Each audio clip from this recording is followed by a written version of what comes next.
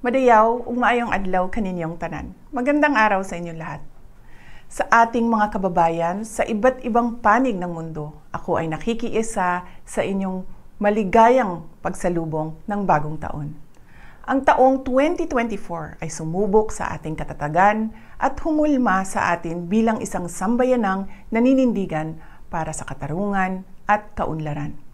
Ngayong 2025, sama-sama nating harapin ang iba't ibang hamon na magpapatibay sa atin bilang isang bansang patuloy na nananalig sa Diyos at nagtutulungan para sa ikauunlad at ikabubuti ng ating pamilya. Sa ating pagsalubong sa bagong taon, ako ay nagpapasalamat sa inyong walang sawang pagmamahal sa bayan na ipinamalas ninyo sa inyong pagsusumikap, pagtitiis, at pagtsatsagang magkaroon ng mas magandang kinabukasan. Magpabilin ako nga nahiusa kaninyo sa inyong mga pangandoy alang sa kauswagan ug kalinaw.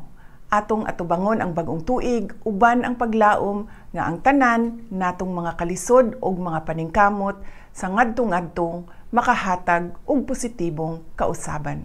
Ang lahat ay para sa Diyos, sa bayan at sa bawat pamilyang Pilipino. Happy New Year sa inyong lahat. Syukran.